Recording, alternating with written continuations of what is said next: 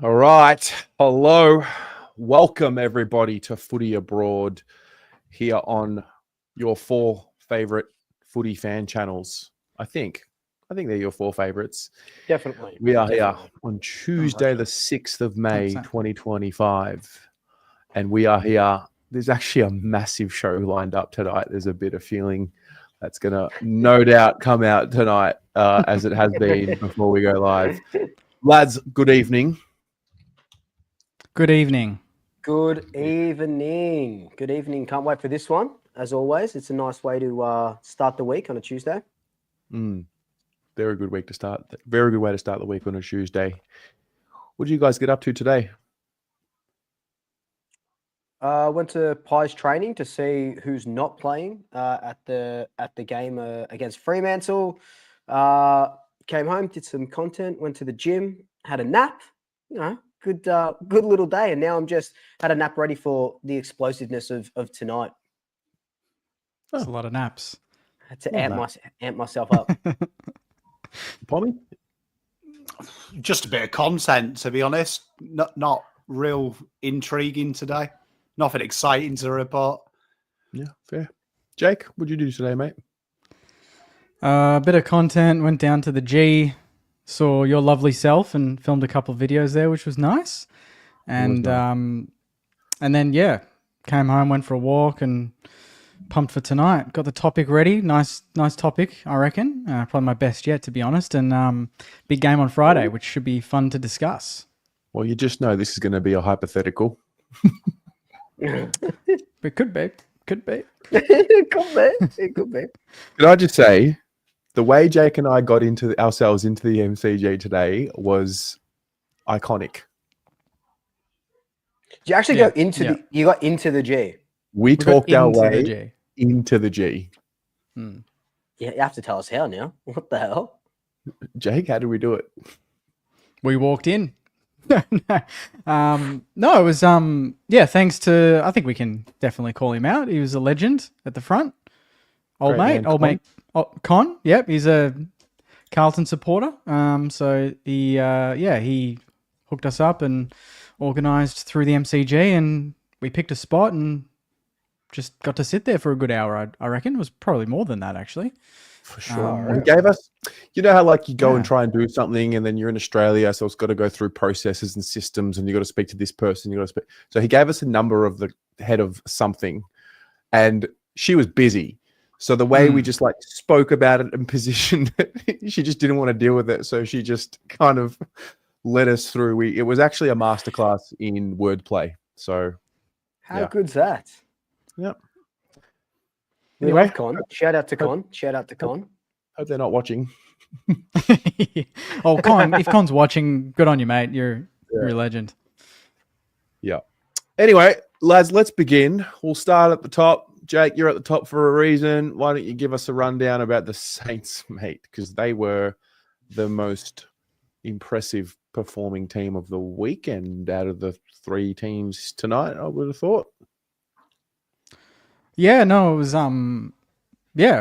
complete polar opposite to the week before, to be honest. Playing Fremantle, I was a little bit worried going into the game that our season was slowly slipping away, and you never want to lose 4 in a row. But I mean, Ross just got him amped for it, to be honest. It was a Ross sort of game. It was a Ross masterclass in the coach's box, and the stats prove it. You know, we completely negated anything that I don't think there was a moment in the game where Freo had any sort of ascendancy, to be honest. Like, I don't know if you guys watched it, but I don't think there was any momentum at all. And usually I'm very much like, you know, you're gonna have moments in the game for you and then against you, and it's how you manage against that really wins the game. But we didn't even have that. We just kind of really locked on Brayshaw, Sarong, and played man on man, which was really interesting. We've normally gone zonal. Thanks, man. So there was a bit of a shift there. We'll just wait for. No, you go ahead. Sorry, guys. Oh, he's got great right, mate. To win clearances and pressure that way, and a record ground ball I mean, I don't care if people label that as a boring Friday night game. Blame that on Fremantle.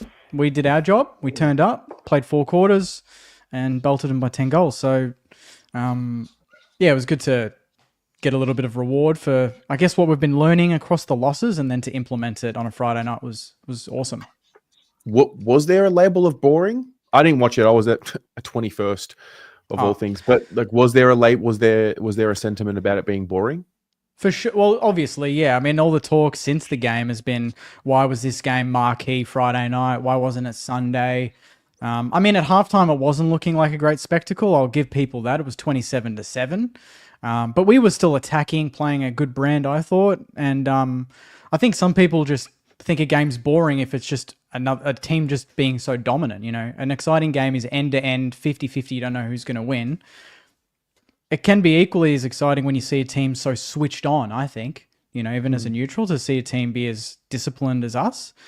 And then we kicked 94 points. So, I mean, I don't think that's boring. You're nearly kicking 100 points. But, I mean, I think we'd all take a win even if it was boring. So, yeah, it doesn't 100%. really matter at the end of the day, right? 4 points is 4 points. Yep. Especially this early in this season after 3 losses, you take it. Luke, one of the most exciting. I didn't see all the game. I finished the fan cams and watched the 4th quarter of the Pies Cats game. Wow. Yeah. I mean, as a neutral, wow.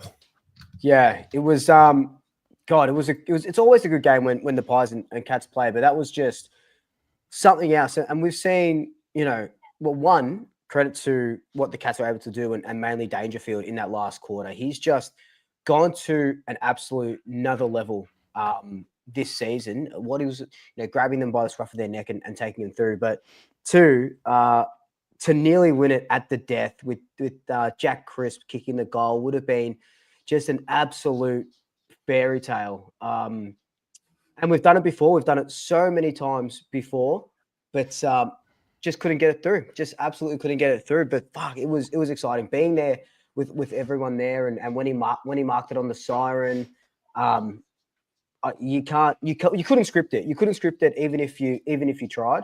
But you know, a couple of umpiring decisions don't go your way, and a couple of missed opportunities and hitting the post. And I think we're in a good place, the Pies, despite that loss. And now we fly to the West with half our team out and take on the bloody Dockers. Can I just ask all of us, just a quick one? Did you think it was a trip? I definitely don't. I thought he legged him. My initial reaction was he legged him. Yeah, look, I can see why the umpire thought that. Like, you know, it was so quick, but I don't know the theater of it all. And then again, it's just like getting just like when you watch people getting hit off the ball, or you know, with a concussion and stuff. If you slow it down, you can see that the tackle, he hits the ball out of his arm first, but then Sicily does the same thing the next day, and it's not a trip. So it's just like, I think what is upsetting the most, yes, okay, it could have been either way, but it's the consistency, and that's just what is the most upsetting. It's just like we were talking about last week. It's not as black and white as we wanted it to be. But you know, tackle started at the hips and then falls down. It is what it is. We shouldn't have to rely on an umpire call to win us a game. We were 20 points up. And, you know, Nick Dacos gets tagged out of that last quarter. Like I said, we hit the post twice in the first quarter. We should have been 5 goals up at 3/4 time. So we only have ourselves to blame. Umpiring decisions don't go our way, and they don't go anyone's way sometimes. And that's the way the cookie crumbles, you know? I actually thought the Blitzarv's no touch was more controversial than the Bobby Hill. Did he 100%. Leg him? Did he not leg him? Personally. Yeah. So, yeah. That was, I think the thing that's most annoying about that is one, they're still using security cam footage. If they weren't going to put the ball in the chip like they did at with AFLW, they were trialing it and stuff like that. At least get high definition cameras. You know, my 80-year-old grandfather he's got an iPhone 8 and he's got a better camera than fucking they do on the goal line. And two, Yeah. don't let the guys on the bastards on the boundary make a call when he's got 3 posts in the way. Like he was gonna see. The boundary goal umpire has to back himself in. Mm-hmm. You know.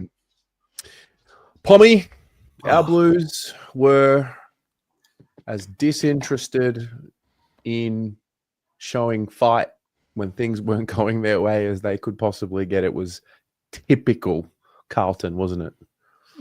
Oh, yeah. I mean, we played as good as the camera footage is at the G. To be fair, I would have rather watched that game using the MCG security cameras. To be fair, it would have been less painful.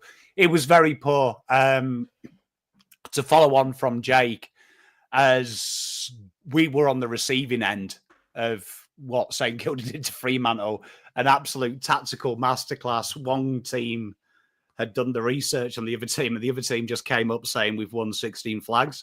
I'll let you decide which two teams' game plan was 16 flags and one was actually a football plan. Yeah, really poor. After 3 weeks of bit of glazing, I think sometimes people thinking it was maybe we were back. We were quickly brought back down to earth. So, yeah, I mean, the excuses have started, though, haven't they, already? Our Blue Boys, we love an excuse. Jesus was out. Adelaide's got a thinner climate than it has in Melbourne, so it makes it harder for us to move the ball. We've had all them excuses, haven't we? Obviously, this week, this is it, really, now. Don't want to keep repeating myself, but every game, really, for the Blues is a grand final now. It's... Yeah. I think next loss, it's GG's, isn't it? Really, it's sayonara. Thanks very much. 2026 might be there. Pretty much. Yeah. Carlton are the football equivalent, right? You know, you've all got that mate, right? So I'm going to give you an analogy of what it's like, so you can appreciate what I'm feeling. But you know, you've got that dickhead on your Facebook. You probably were mates with him year 9, right? And you forgot you added him, right? But you haven't spoke to him for like 20 years. But every January, right, after a year of bitching and moaning, he says, new year, new me, 2024 can get fucked. I'm going to get fit. I'm going to get a nice wife, girlfriend. I'm going to get a better job, right? And then by March, he's been dumped 4 times. He's gone back to his first job at McDonald's, and he's somehow put on 25 kgs.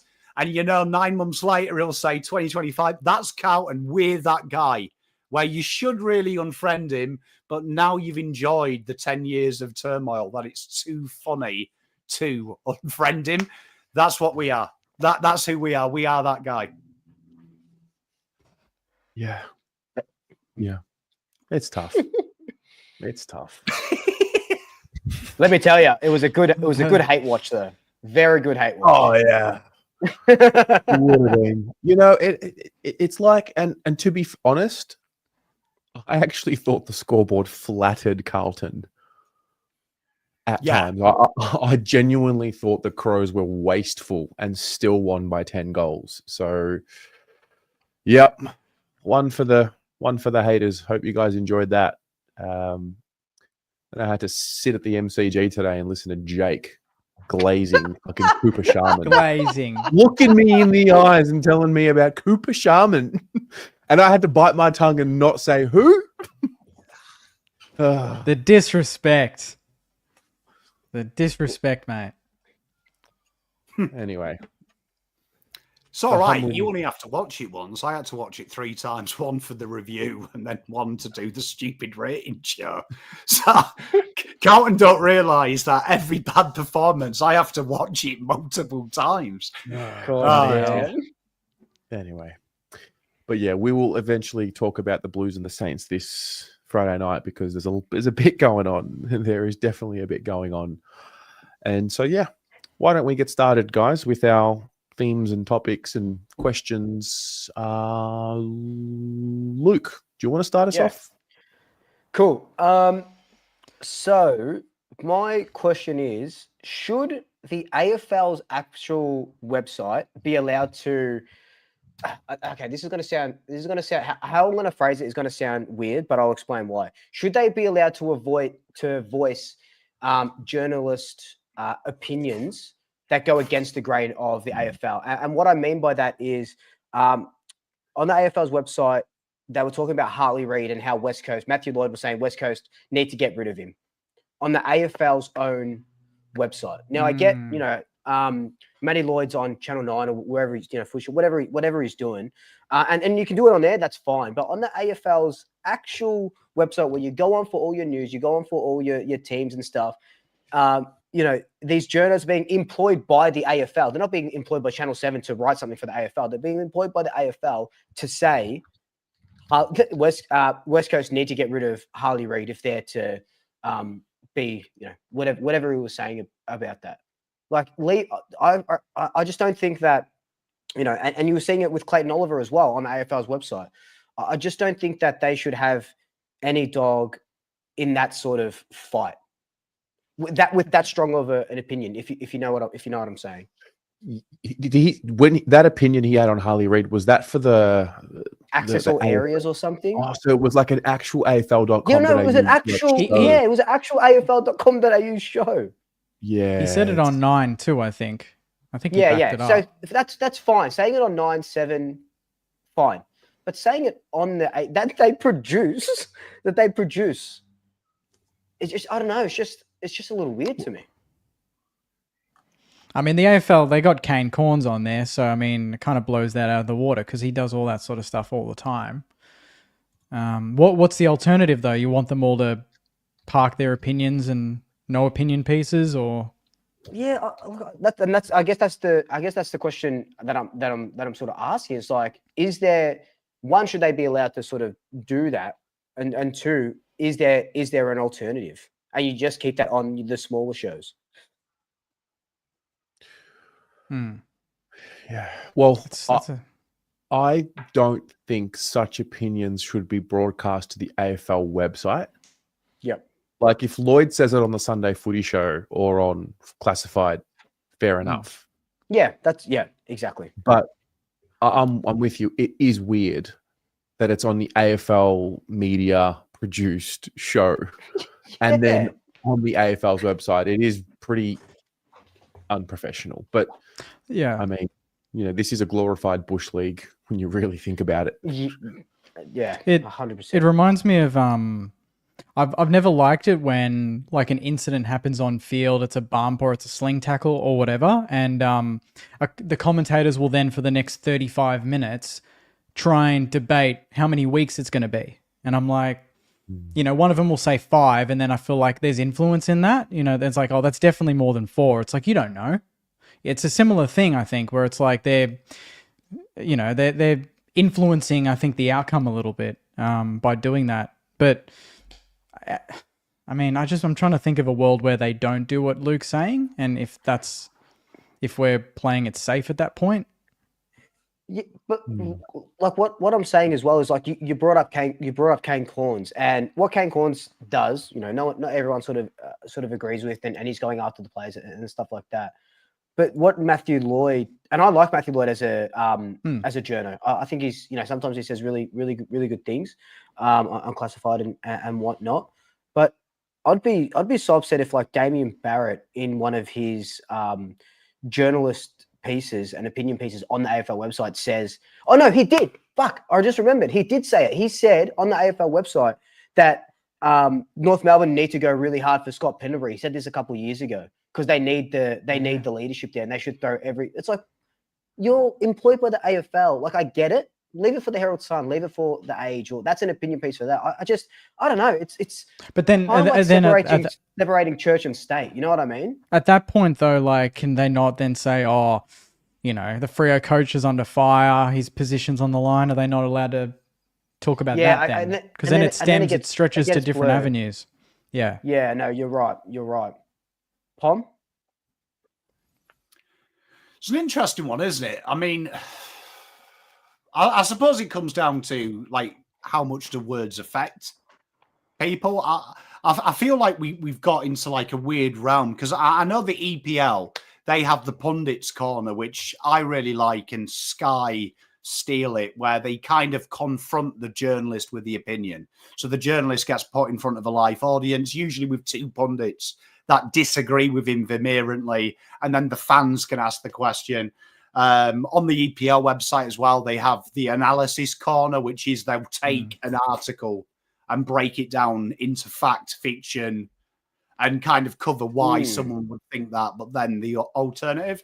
But I do also think that sport is a bit like life, isn't it, at the minute? Unless you are doing an article that's all sunshine and poppycock, you're not allowed the opinion anymore, are you? Like that's genuinely the society we have cultivated, and it's in sport massively. If you're not coming out and saying Harley Reid is 19 years old, 20 years old, he's a young kid, he's got his whole career, he had a good year last year, lay off him, you're going to get panned because it's bullying, isn't it? Straight away, someone says, could he do better?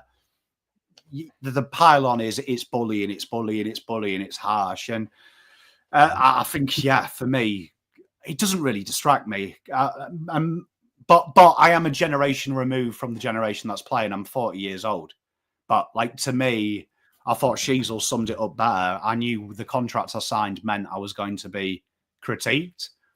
So I genuinely don't think it affects the players as much as it does the fans. I think it creates stir from the fans. The sad thing I think has died from it is no one can argue with intelligence anymore. You've only got to look at social media. When Kane Cornes makes a comment, no one will spend 5 minutes debunking it with intelligence. It's Kane Cornes is a flog. He's a failed fireman. No one can actually go, you know what? Let's just think about it. Is Sheasel a rubbish player? Getting easy touches. And if I don't think that, can I prove it? It goes straight to the thing. So I feel like it's a lost art. Pretty soon, it'll be pop-up book. I reckon in 10 years' time, we just won't have opinion pieces anymore. We'll just say everything's all brilliant. Don't worry about it. It's all G. So enjoy it while you've got it.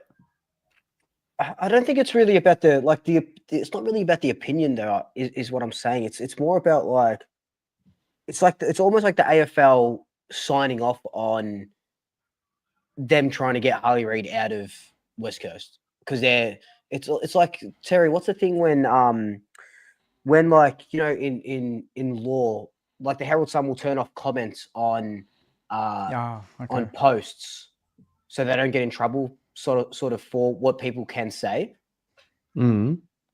Like it's sort of like that, but the AFL is on the opposite, where they're signing off on these journalists saying Harley Reid, West Coast need to get rid of Harley Reid. Someone else has to go hard for Harley Reid. I don't know. It's just, I just saw it and I just thought it was a little bit. You think they're planting ideas deliberately? Yeah, like planting the thought subconsciously. Yeah. Oh, if I was a West Coast supporter, a passionate West Coast supporter, and I go onto the AFL website and I see the little implied opinion pieces on the AFL's website, I'm gonna think that the league's corrupt too. That's exactly what. Yes, you've just verbalized what's been fucking in my head this whole time. Yeah, like I'm that's it. I'm gonna think that too. So yeah, but I'm gonna think about the Vic bias, and I'm gonna think about how it kind of is like it's a fact. And there is so... there is a Vic bias, and we all get so caught up about this fugazi of this fair and equitable competition, Yeah. It's funny that father-son stuff is all suddenly a topic, and 5-6 months ago when Bassett was going at, everyone was going at him, and now everyone's agreeing with him because some other people are saying the same thing. True. At a different time. It's ridiculous. True. Yeah. All the comments are like, oh, didn't Andrew Bassett say this at the BNF?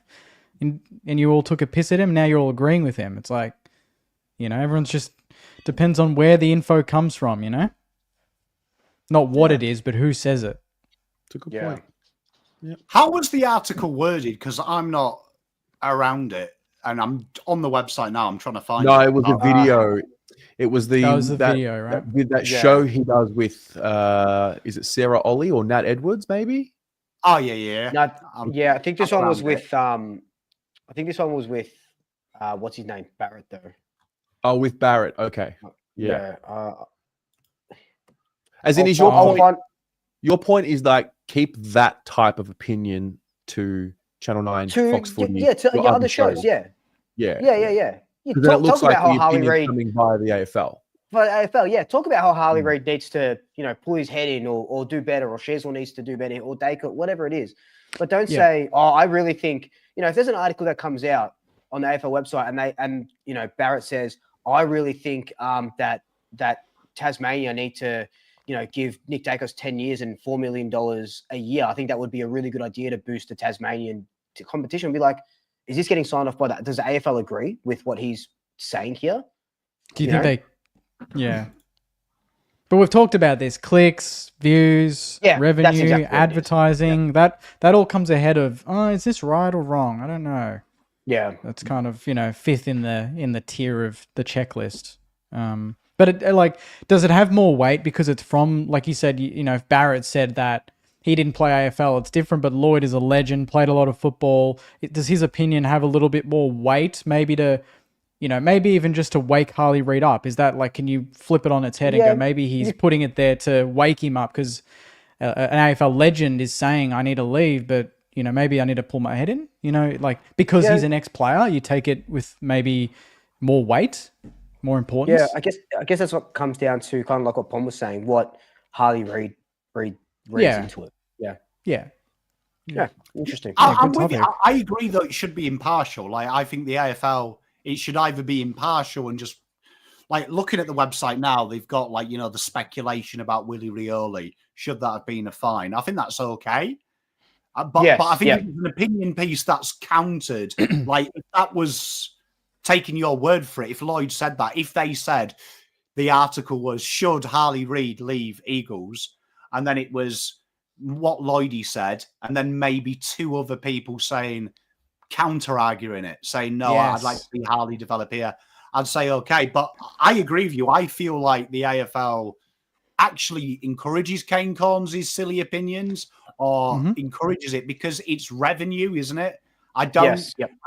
We live in a fugazi with the AFL. We care about the players' mental health and well-being until we can probably make a little bit more money from the betting companies by running an article lambasting this 19-year-old kid and running 6-point bet articles with it. Do you know what I mean? So it's one of them things, and I agree with what you're saying, but you'd be totally changing the ecosystem of the AFL. 100%. Yeah, no, it'll never change. We need like a debate show.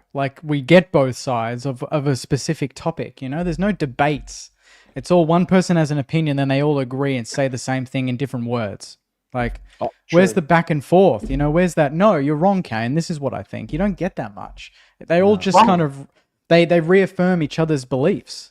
It's funny you say that because the closest we've got is Kane Corns and Luke Hodge, right? Yeah, and Rui as well does it a little bit. I did that video last week when Terry put the suggestion across my desk, and I went and did research, and I watched the whole Hodge versus Kane Corns thing, and it was fascinating that the article that the AFL produced, so you could click and look at it, was merely billed as a fight. Hodge tells him to shut up again, round 2.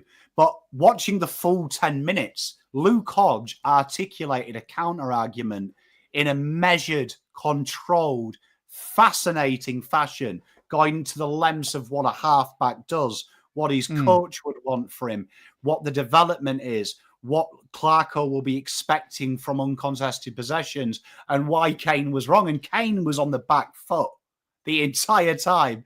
And I'm like, the AFL has done him an injustice by just selling it as Kane Corns tells him to shut up and he's an idiot. He's actually done more than that. He's made him look foolish because he's proved that Kane said it for the clicks and couldn't articulate a counter-argument. And I'm like, that's what we should present. You can have the opinion, but it comes unstuck if you don't have the evidence.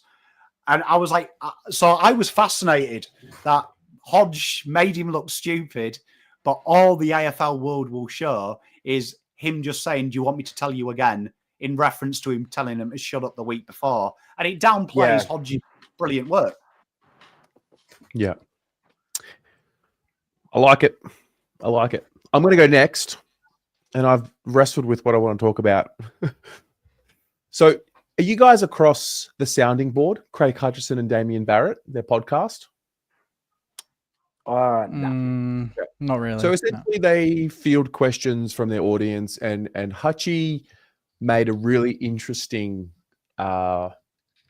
point and has a really strong opinion on some certain things. And he was talking about content creators, podcasters, the way he labeled it, and he was talking about how he is seeing an uprise in podcasters, fan channels, Instagram personalities, etc., using AFL footage without paying a license for it. So I think he was essentially referring to people like Dan Gorringe and, putting your face over footage. And his argument was that, him and SEN, like, they pay a certain amount of money per year. They get broadcast rights to call the games on radio, etc., but they're not allowed to film their actual broadcast, their radio broadcast with video, and they're not allowed to post clips of the footage with their commentary over it.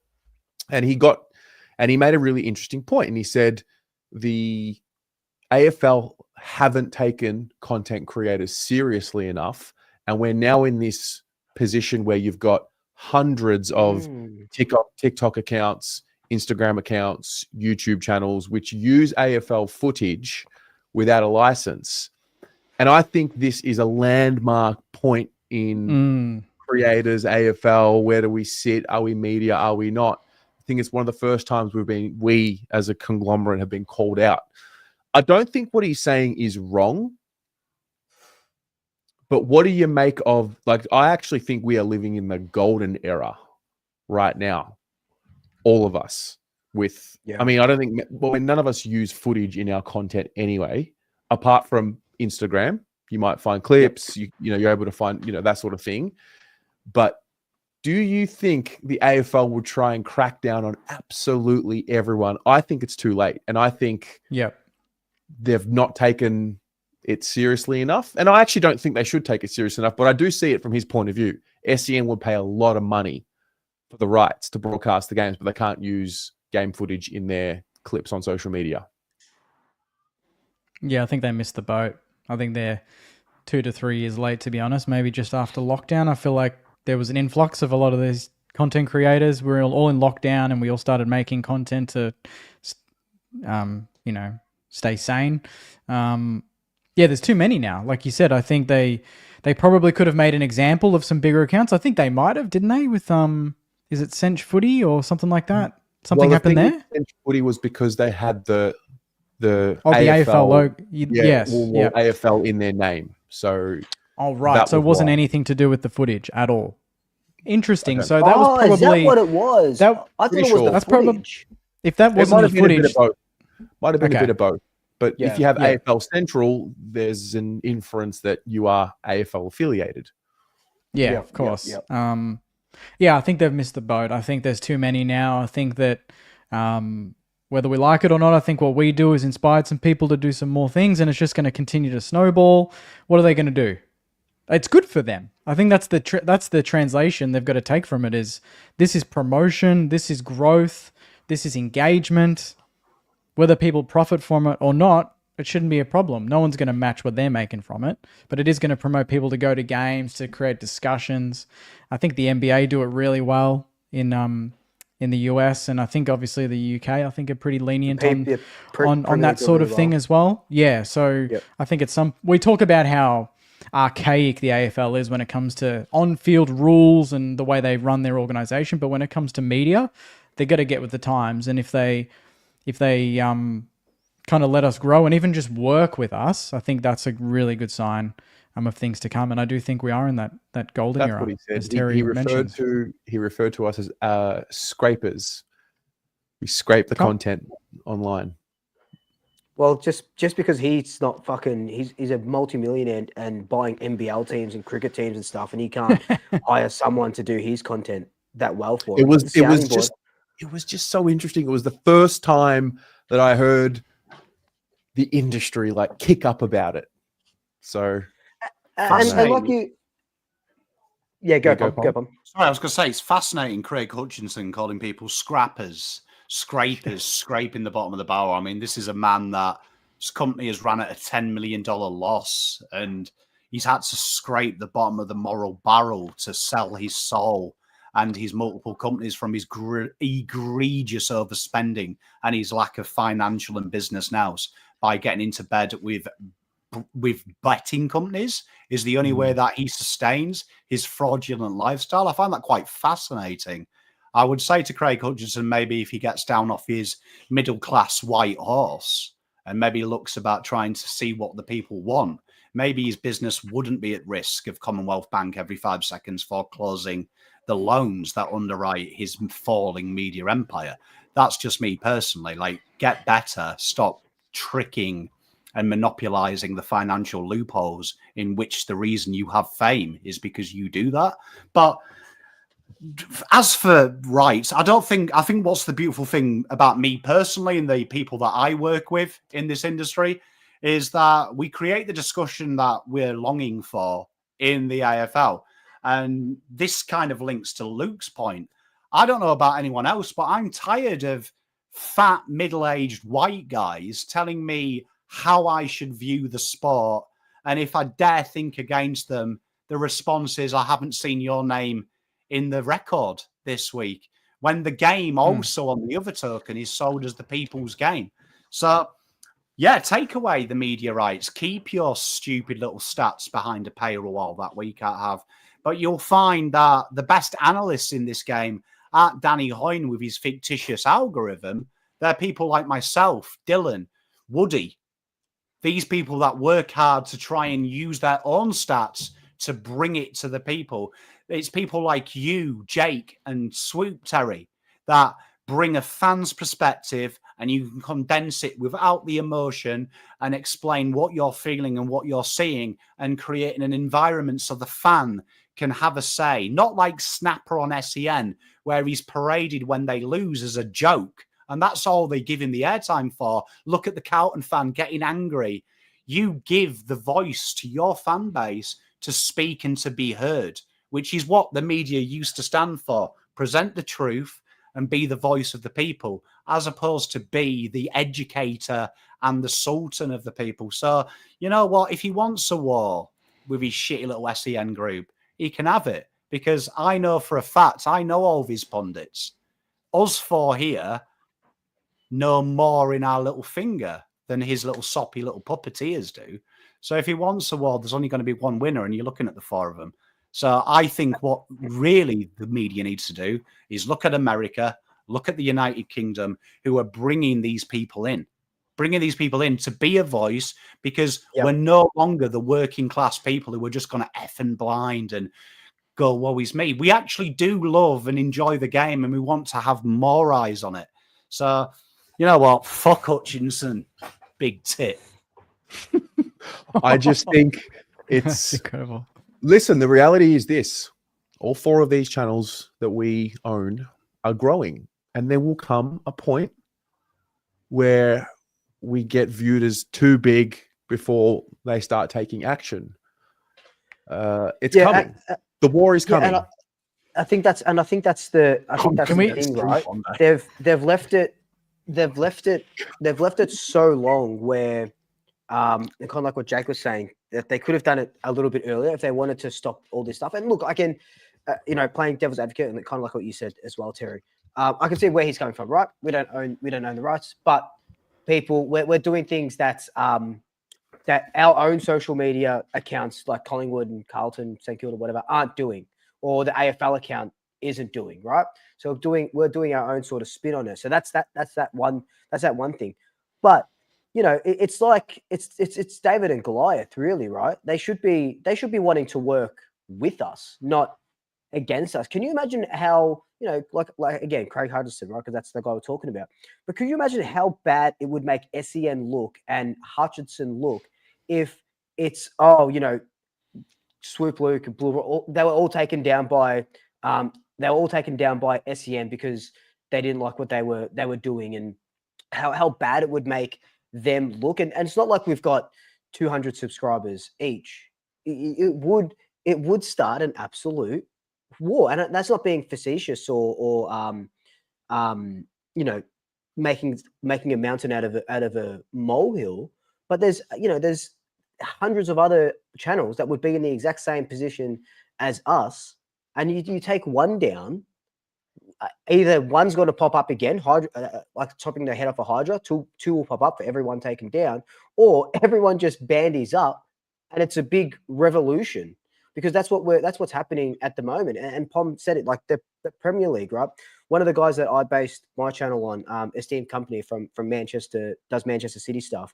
On is it BBC? One of the sports channels in England. He goes on there because they want his fan perspective to talk before a Manchester City, Manchester United game.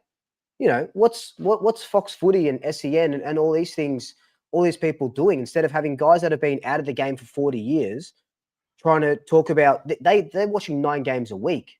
We're watching one game and going to training for one team. We know these teams like the back of our hand. They should be absolutely using us to their advantage and saying, look what we've got. We've got fucking, it's St Kilda, Carlton. We've got 2 of the biggest content creators for their respective teams. Here's half an hour of studio time where you'll be working with, you know, fucking Dunstall and whoever else is sort of on there. But it's gotten to the point where they're not even going to bother doing that. I think KO tried to, or Fox Footy tried to, with their get a commentator in or whatever that bullshit was. And, you know, that's I'm not going to say anything on that now, but that's a story for another day. But they try to do that, but it's too far gone now. Yeah. I also find when they try and bring I remember I did an interview with Jared Healy and Sam McClure on 3AW one time, and I remember Jared sort of like, he didn't know anything about me or what I do, all the fan cams, and he was just sort of briefed on. He was like, all right, why don't we pretend like it's the siren's gone? And he sort of played it up. There's just this attitude about the fans, and we're just stupid, which I 100%. Love. Like, I love. Great. Think of me as the underdog. It's awesome. But to be fair to Craig, he did say, and he did show a lot of respect for the fan channels and the podcasters. And his point is that I actually agree with him. I think the solution to his issue is let SEN run game footage over their commentary when they want to post clips online. That, you know. Yeah. That makes sense. Because SEN's been the same since I've been here. It's the same shit repackaged. Like, I don't think there is a market anymore for radio phone back at the end of the game at all, because we know what it's used for. It's not used like you do, Terry, to give the voice of the fans. That's what we used to be told it was. But, you know, it's interesting because I know for a fact Snapper calls them when they win. Carlton win. Do they get him on the show? No, they don't, because Snapper going, oh, the boys did well this weekend, doesn't sell, does it? It's not revenue. But him going mental, rating the people. So, like, for me, I wouldn't work with them.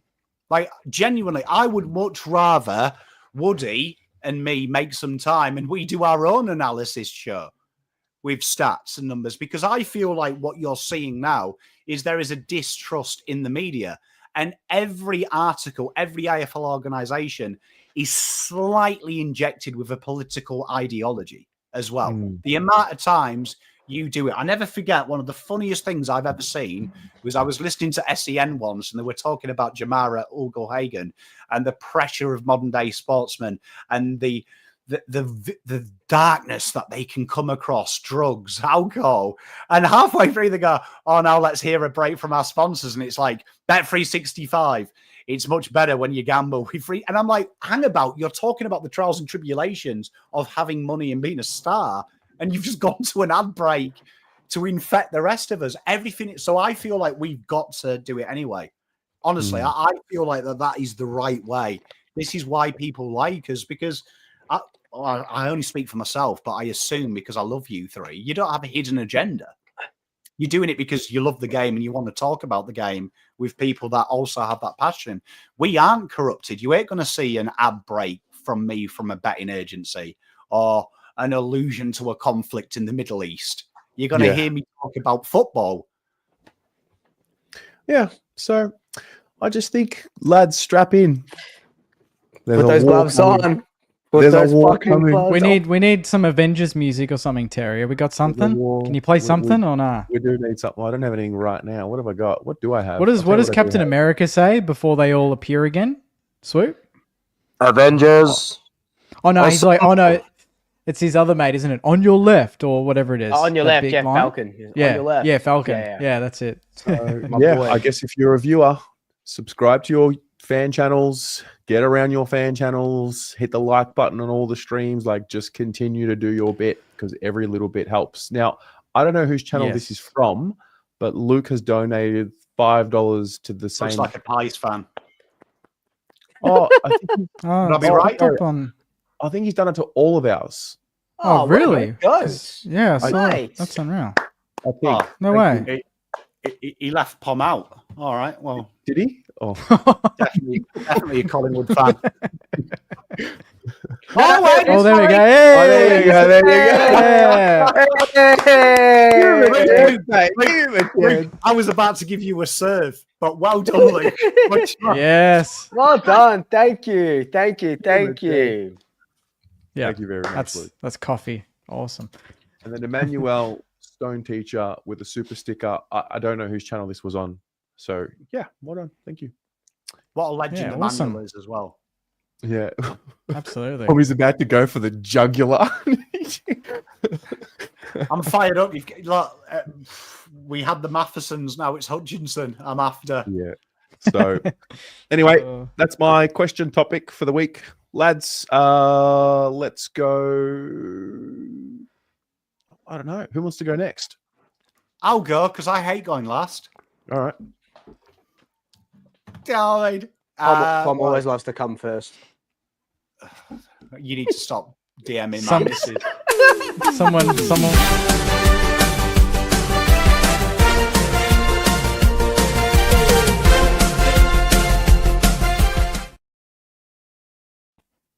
Welcome to our new show. You like a stat, and we've got a stat for you. It's 2025. It's a year where transition football is king. Scoring is king. No more kicking and marks. No more boring stuff. And we're looking at a ranking here of teams that move the ball from the defensive half to a score by percentage. How many of their defensive half moves do the boys score? And this is ranked from first to last. So we're looking at which team in the league is the best from moving the ball from the back half of the ground to the 18th. I will let you all have a guess where you can say a team, and we'll do a higher or lower for you to work it out. So I'll start with Jake. Mhm. Where do you feel like a team is on this list? I'm gonna go West. I'll just pick a team and a number. Yeah, and Yep. yeah, go for it. Okay. I'll go Geelong 4. Geelong 4. I like this. Right. So you went Geelong 4. I can say Geelong are a little bit lower than that. Where do you think they are, lads? Where do you think they are? Where do we think? If they're lower than 4th, where do you think Geelong are? 6. 7.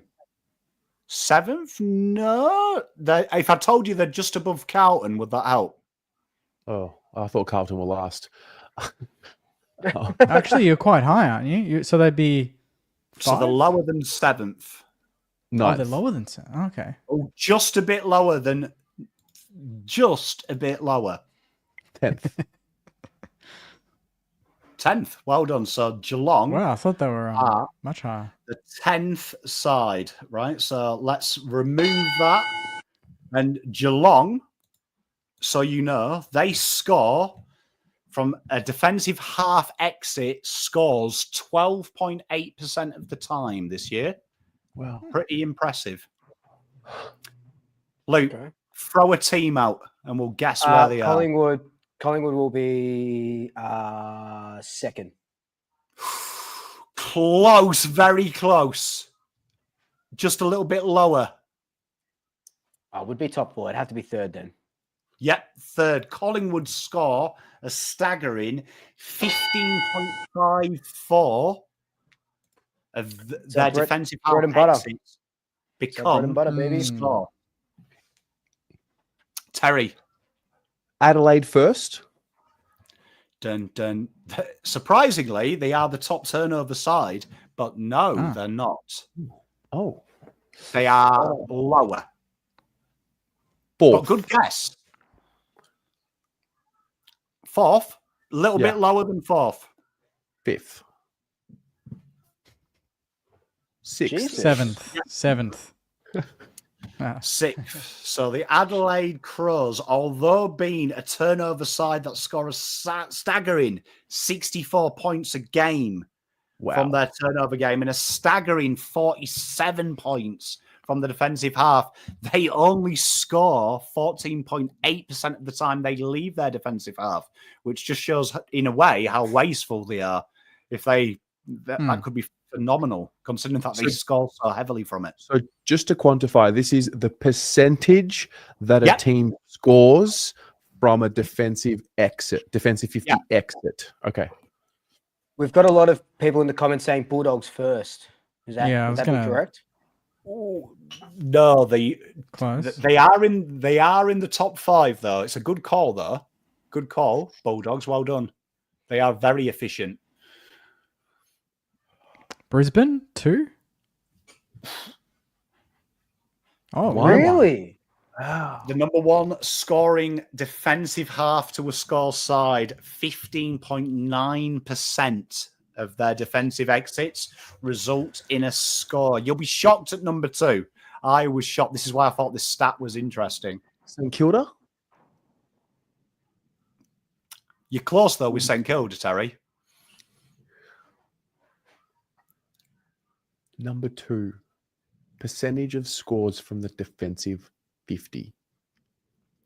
And it works out. Yes. Huh. Really? Interesting. So Fremantle are one of the more wasteful sides in this stat. They score just 3 defensive exits on average, less than Brisbane, 15.7%. But they are one of the worst scoring sides from defensive half. So it's a very good game, but it doesn't happen enough. So they're just inaccurate, or they're just wasteful. Well, this stat, if you're high up and low on that, it means you're very overused the football. So if anyone watches my reviews of the week, that's my complaint about Fremantle, that they have the fuck about, find out ball movement, that they overuse it way too much. How about West Coast last? Terry! He's No done way. this too long. No way they're last.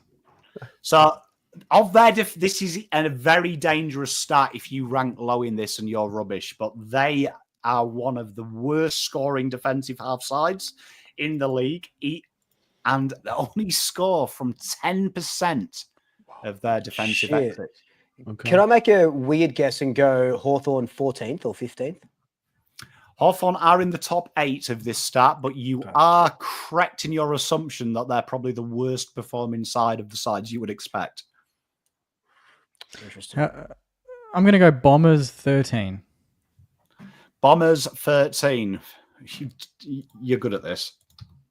Whoa! Now that's actually very impressive. Damn, that's really good. Wait, Doggies 4th. Doggies are, Terry, the 4th highest percentage from a defensive half exit. 1 exit less than the Pies. Gold Coast 7th. Gold Coast 7th. Just a little bit worse than that. My favourite team are 7. There's a clue. Your favourite team? Sarcasm. Favourite team as well. Oh, GWS. Oh, you're sorry, Yeah. just to digress for a second. The GWS frauds are coming out, aren't they, Pommy? Fraud watch. 0-3 the last 3 weeks. Yep. So someone actually sent me round 0 when I did the review of your Pies, and I said that they were frauds. Even That's after true. that, Yeah, there was a yeah. few comments in there that says I need to piss off back to Pommyland. You're not asking me to piss off now, are you? Hey, frauds.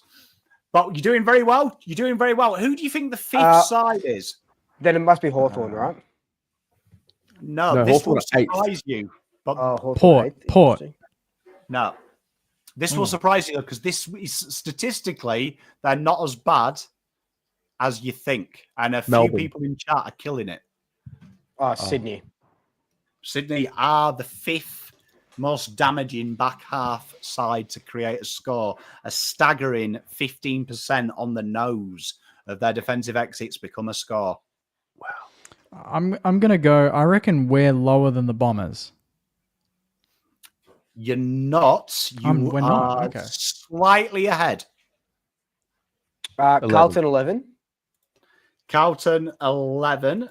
We are indeed. Carlton, for a team that dominates in turnover and turnover scores, are very poor from scoring from defensive half and also only score 12% of their defensive half exits.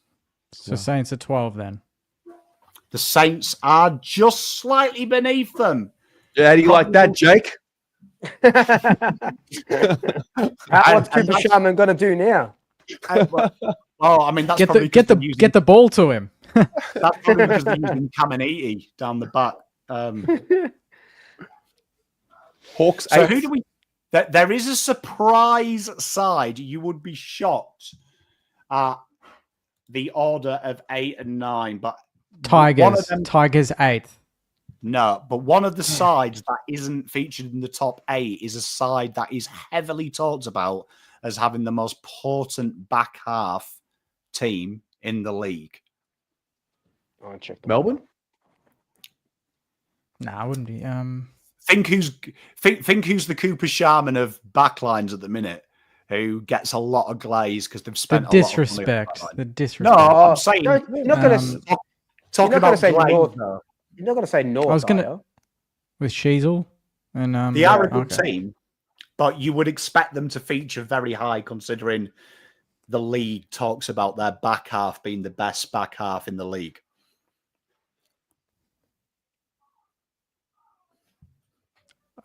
Geez, I thought it would have been us or Giants, but is there another Geelong? team? No, Geelong are there. They're 10. Geelong are over there. Geelong at 10th. So 8 and 9 are really obvious if you think about it because they're very high up on the league. But Hawthorn and yeah, Hawthorn Yeah. and Suns. yeah, Suns, a team that Oh, the Dan Suns, Hoyne yes. says are the most potent rebounding side in the league for all that talent, and they do score a lot from the back half. They only score 13.6% of the time that they exit out their back half. Oh, wow. So this is leaving Port. This is going to be like Port, Or Melbourne, Tigers, Richmond. North, Melbourne. Melbourne. So you think Port are next? You would be right. Yeah. And then, These? and then, Yep. and then Tigers? Yeah. Yep. Nice. And North. North. Just North, should have I just said think no. Just should have said no at the end of the point. So really so that's a really interesting stat because if you look at that and then if we inverse that, Adelaide are the number one defensive half scoring side in the league, and they have got Flemington straight between first and second as well. Wow. Fremantle are the next best side, and they are in a real good position on this ladder. But then it's GWS, Hawthorn, Sydney, Brisbane, Geelong, Collingwood, Gold Coast. And it's quite interesting that if you look there, just shows how efficient some of them teams are. Because it's a real big key scoring zone, this. This is a huge scoring zone in today's game. So, LS, mate, come and see me after class, gold star. But just shows it's quite harsh. It's quite a hard league to be good at, and some teams will surprise you. So, Sydney are a really interesting one. They've still got the weapons to hurt you, even though the results at this stage aren't really mirroring reality. But I thought that was an interesting stat. Yeah, That yeah. was. Very nice. It is. I like it. Also, Emmanuel Stone teacher has given us all a little dono. Thank Oh. you. Thank you. Thank you very much. Appreciate it. Thank you. Cool game. Now, Yeah, that was great. I'm telling you, keep an eye out for that stat in the next 48 hours and see if On Yep. on other show, like big shows. Yep. Oh, yeah. True. Well, I did put my spies to work, and they actually confirmed to me that Daniel Hoyne's segment has done a Dylan Alexander video, 2 of mine, 24 hours after. And if you go back and watch last week, Woody did an episode on Saints TV. And he almost word for word brings out the stats and the narrative that he presented on your show and uses the same stats. So, Danny Hoyne, if you're watching, buddy, Come on, mate. Hoyne. come for a chat. Embrace, mate. We're friendly here. Come on. Funnily enough, for fucking SEN, right? Funnily enough, for SEN he works for. Interesting, Mr. Hutchinson. Interesting. Or help me work out a way, Craig, if you are watching Hutcho, of tricking the banks to pay my debts. That'd help me out. It was crazy when we talked about how there's too many football shows, and then within 24 hours there was articles on that. They were talking about it on Channel 9, and I was like, you couldn't script this. It's crazy. I did joke that they're going to do a show pretty soon where Dan Hoyne will be dressed in a wooden jumper like Woody in front of a blue screen thing. He'll suddenly have a POM accent and he'll have Dylan Alexander's glasses. And I was like, he'll just merge into all 3 of us. You know what I mean? He'll be like, hey up, everyone. How you doing? Hoyne here. And I'm like, oh, hey up. He's stolen it from all 3 of us. He's become us. Oh, boy. Yeah. All right. So, Jake, what have you got, mate? What do you got for us? I don't know how, but I was going down a front bar rabbit hole yesterday, and it just kept going through key interviews that they'd done, and a Gary Lyon one came up, and it showed a highlight of him in his heyday kicking torps from 60 just for fun, and he would kick them all the time, right? And they kind of asked him, do you think players are capable of doing that now? And he said, it'd be easier now than when I was doing it, because when I was doing it, it was 1 football for 4 quarters, waterlogged. Now they got 10 footies, perfectly fine. Better shoe, better footwear, absolutely. And then they're like, would you as a coach encourage these players to go for those shots, to have a bit of flair and go for the torps, right? Because you don't see it much anymore, if ever, really, apart from maybe at quarter time siren and a player's 70 out and they go for it. And he's like, absolutely not. I'm not coaching that. So that got me thinking a little bit in terms of the team first mantra, right? So I've tried to word this as best as I can. Should individuals suppress their flair for the sake of the system, or is that killing what makes players special? Because we talk about role players, we talk about guns.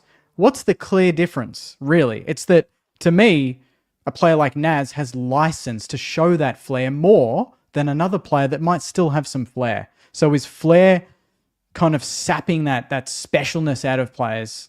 And do you think there's still a place for that in a sort of a system-based team like a St Kilda and whatnot?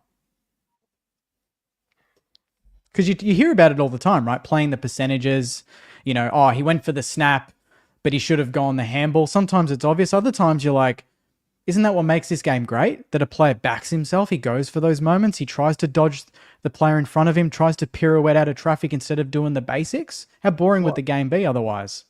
I reckon a great system is one that utilizes the strengths and the instincts of these types of players. Yeah. I think of Collingwood as correct me if I'm wrong. When I watch Collingwood, I think they play players to their strengths. And they allow for the players with the flair to do the thing with the flair. Like, sometimes it doesn't come off, but I don't know. My perception of watching the Pies is that. Yeah, no, 100%. And we play, and because we play chaotic football as well, You see that a lot. Players taking on other players. Like a good example is a couple of years ago, Jack Crisp running through the middle. I think it was the Essendon game. I can't remember. It was one game that we were winning by right at the end, needed to win. Just running through, not having any idea what he was doing, but he had that flair to sort of get around. He had that backing, and if it doesn't work, then it doesn't work. You know. Yeah, if you get a chance, watch Connor Downey. So he left Hawthorn 2022, and he's working with Hughes now, getting them into the AFL system, preparing. And there's a fascinating bit of footage where he's talking to some of the NGA Academy boys, and he tells them their big lesson he learned, where he said that he allowed himself to start playing a way in which he didn't get drafted for. So he started to self-coach himself out of taking the kick on, of dashing out of contests because he wanted to fit into the structure. And that is a very good segue to my background, golf coaching.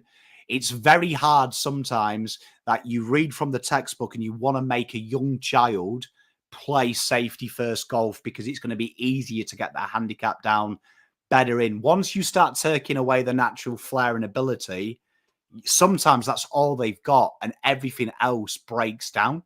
Everything else breaks down. So I think a great system, exactly what Terry said. You want Nick Dacos doing the overhead handball, right? You want to make sure he's defensively sound and stuff, but you want to give him that license because eventually that will change the game. That will unlock a game. If you start coaching that out, and to Terry's point, we see with our boys, don't we, Terry? We watch the draft. I show you these highlights of these players being sexy.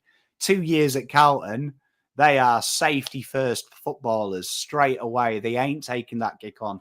So I think it's got to be, and I think a great system will hide the deficiencies because flair wins your football games, doesn't it? Like them stupid moments Nick Dacos does, that give and go he did against Brisbane, back half of the ground, surrounded by 4 players, and he flicks that handball out, takes off, then flicks the handball out again. Them moments win you premierships.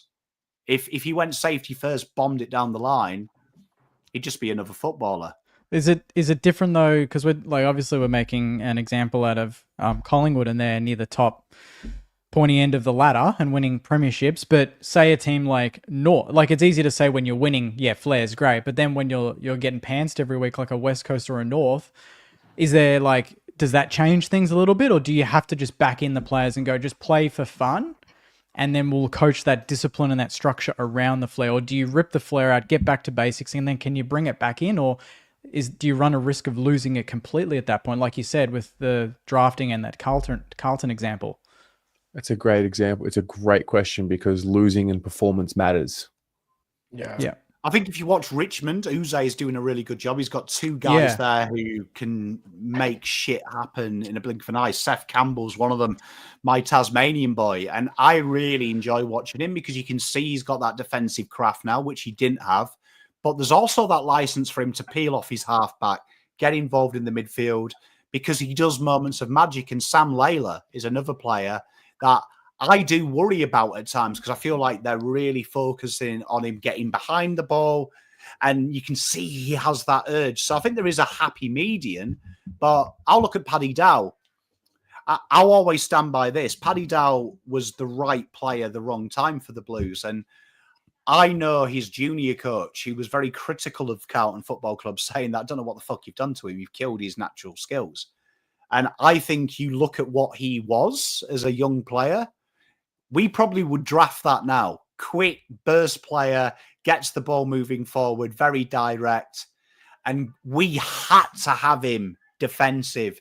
We had to have him to be able to do what Hewitt does and Chera does. So when you look at it, Chera was probably the player we needed then, but now we'd ideally like the offensive from Dow. I think you can run the risk. I think a great team would just draft a big body to protect him, wouldn't they, Terry?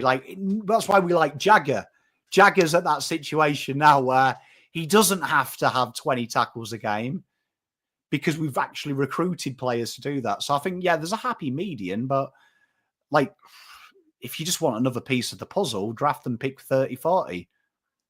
Yeah, like Sam Mitchell's a good example as well with Hawthorn. He let them play Hollywood football and they got pantsed, and now they still play Hollywood football and they're winning games. So they've still got that natural instinct plus the game plan to go with it. It makes me think of Jack Billings even, Alan Richardson days. You know, when we drafted him, his highlight reel was ridiculous. You know, he played with amazing X factor in the front half, kicking goals for fun. And we saw it for maybe one game against the Dogs. And then otherwise, we expected him to push up to the contest to win more contested ball. It's like, that's not his job. You know, and you're training players to do things that they don't naturally do as juniors. You run the risk of really breaking them.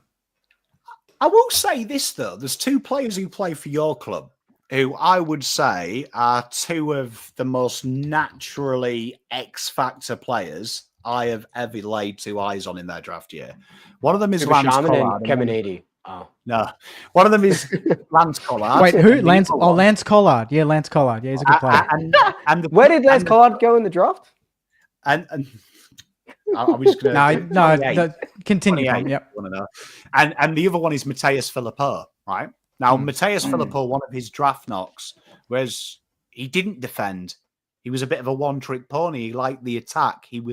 And you can see Ross has managed to keep the sexy, but he's added that defensive responsibility. It's almost like there's a risk reward. I'll let you take off from your position, get that ball, and kick from 55 out of position on the proviso you also knuckle down and work on this.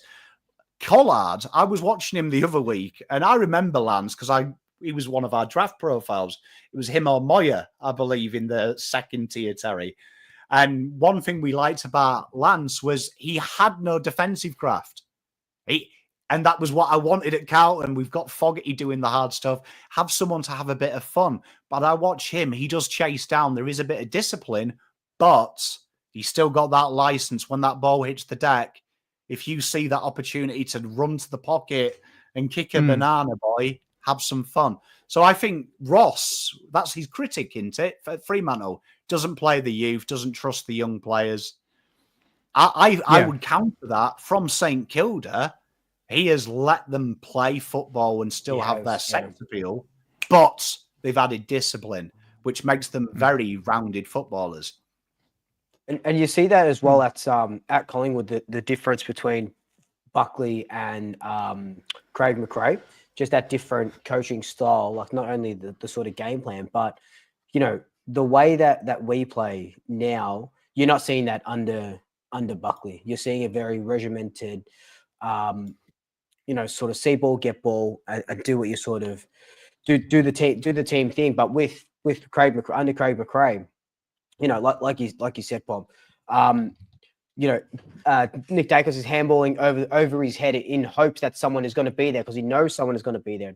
Pendlebury's doing the same, and you have all these guys. Someone just mentioned Bobby Hill as well. You're not seeing that flair from a Buckley side, especially in his early days when he was like, you know, you have to sleep with the football in your bed to be able to play in this Collingwood side. And I think that's just the way the game's sort of going now for most teams, I think. To speak about explicit Empress as well, I won't name the player, I won't throw him under the bus, but he was a big soccer fan. I interviewed him a while back, and we had this conversation actually about, I told him that I was at the Hawthorn BNF. I'd gone to the Hawthorn BNF with a mate of mine, and they were all doing TikTok dances, and they were trying to get Sam Mitchell to do it. And Sam Mitchell's like, nah, I'll record it, go for your life. And I was like, you watch your football like I do, and are you going to steal an EPL celebration? And he said to me word for word, Voss isn't a big fan of the pre-done celebrations. And about 6 weeks later, they had CJ on a show, and they asked him, do you plan the celebrations? And he used this comment that Mitchell doesn't mind us doing it, but we have to complete training and do it in our own time. And he always says there's a punishment, coffees or buying lunch. If you plan a celebration and don't do it that evening, you don't do it that weekend. And I was like, that is how you play to the modern day player. Have your fun, right? but you make sure you check all the boxes first and then make it a little game and embrace them and be like, you know what, though, if you look like a dickhead because you planned this training, you're buying everyone lunch next week. And you make it fun. And you make and I think that's the best. I'd love to see it. Me and Terry complain about this all the time. When Carlton kick a goal, it's like fucking being at a morgue, isn't it? Some of the players. Yeah. And I've got CJ freaking busting out TikTok dances. And Collingwood, Bobby Hill. Bobby Hill looks like he's having fucking fun, man. Like, I love Bobby Hill's celebration. So that makes me sad. Like I think that's a big part of it as well. Enjoying yourself makes you better. Totally. If you hate it, you're never going to do it.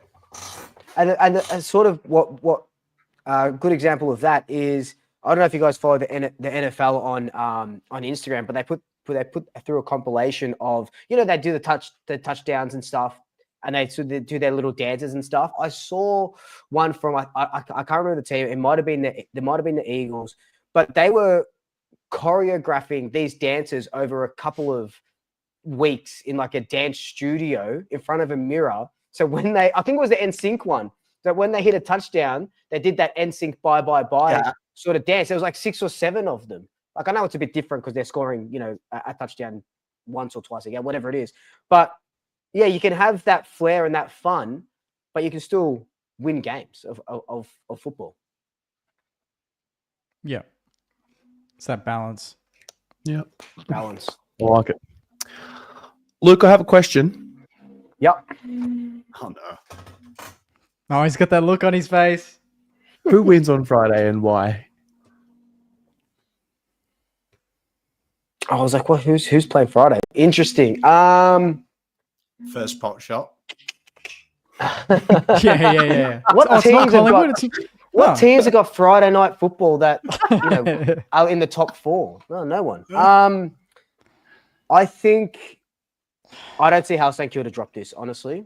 After what they did to Fremantle, I can't see St Kilda dropping this game. Oh, he's setting me up here.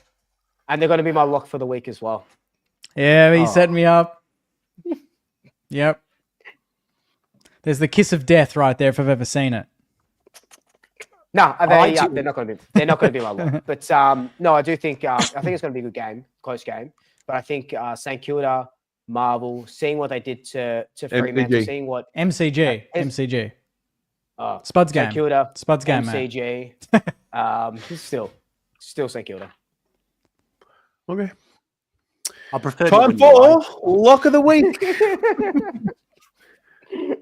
Lock of the week. All right. What are the games? You can all attest to this. I messaged the group chat and I said, I don't know how and I don't know why, but I think Freo will beat Collingwood. Yes. And that was before the outs. And I still don't know why or how, but I just think Freo was like pretty safe worst. lock. What's all the outs for, by the way? I keep hearing all these outs. What's going on? Pendles, Myercheck, De Goey, and Maynard all managed. 5-day break? Sorry, Myercheck, 5-day. Myercheck has an abdominal injury, but these were Craig McRae today was saying that these were touted to be managed months ago. It's not like it's just it's not okay. All of a sudden they've just planned them all out. I have a question, Luke. Is my boy Charlie West debuting, or is he actually injured? It's a hard one. They're going to take him to WA. He didn't train on the weekend. I was there at training today. Had a good training session. With Myercheck out, you would think he would debut. I think he still does, unless they're bringing in Jeremy Howe to play up forward, which I doubt. I think West will debut. Fingers crossed. Okay. Charlie West. He's good football. Charlie West. Suns Dogs. That's going to be a good one. My in Darwin. My lock is going to be Essendon over Sydney. Ooh. At Marvel. How many locks are you having? Saints are a lot. Oh, no. Saints were my lock. It'll be Essendon over Marvel. Just completely gaslighted. Oh, I'm gonna lock. I'll lock the Tigs against West Coast at the G. They're gonna smash them. The yellow and black, they're going to be up and about. Against who, sorry? The Eagles? Tigers Eagles. against the Eagles? Yeah, I'm going to lock Jesus. it. Tigers by 30 plus. Yeah, you're probably not wrong. Mom Yeah. the Tigers. Yeah. I shall lock in. There's only one team in South Australia. That's the mighty Crom. Are going to absolutely dick Michael Voss B team out in AO in the showdown. The Crows are back, baby. Everyone tried to get me to call them fraud allayed. I told you they're real. They're going to prove it. Once they flogged Carlton, they're real. Good week to say they're real, isn't it? That's French for stop a horse. I was on Adelaide round 1 and I called GWS frauds round 0. Everyone tried to get me to turn against them last week and I didn't. And I'm glad I didn't because I looked Devil's advocate, though. Would we be surprised if Port just got up for this like they did against Hawthorn and battered them? Would we be surprised? Because this is what Port do, don't they? Oh, you'd be surprised, but I just they get thumbed, they smash teams, but I think Adelaide I'd be absolutely shocked if they. I think they're the real deal in Adelaide. Yeah. Yeah. That's a good call. You can only have one fraud per state, and it's Port fraud Adelaide, I'm afraid. All right. Interesting. The D's. Does anyone give the D's chance? We're playing in the fraud city derby, St Kilda and Carlton. One of them, whoever loses that will add fraud to their name. Nah, I disagree. What do you mean? Oh.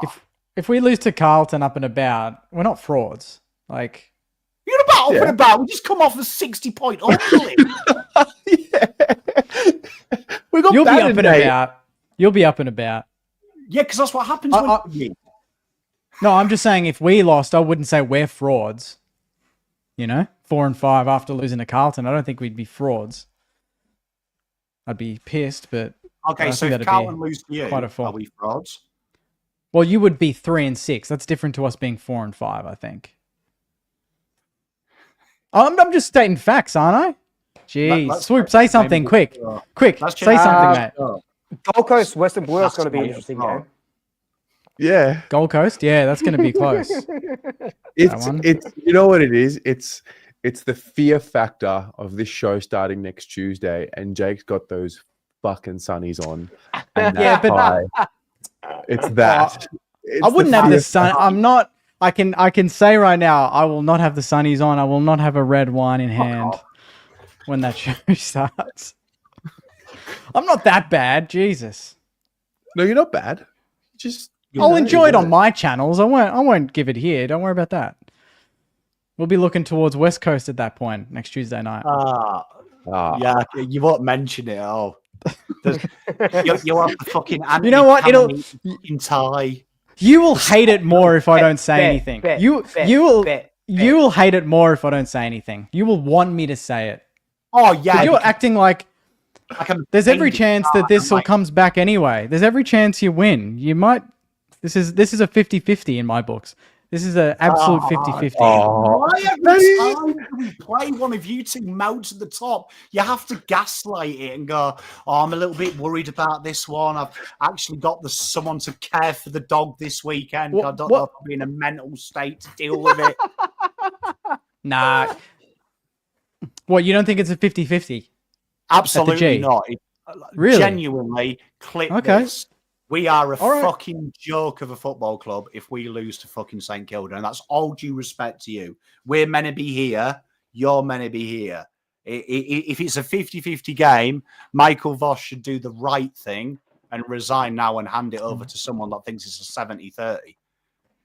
And that's with respect to St Kilda, but we are here. We're meant to be. Are you there, here. though? Are you? No, yeah, you're meant to be there.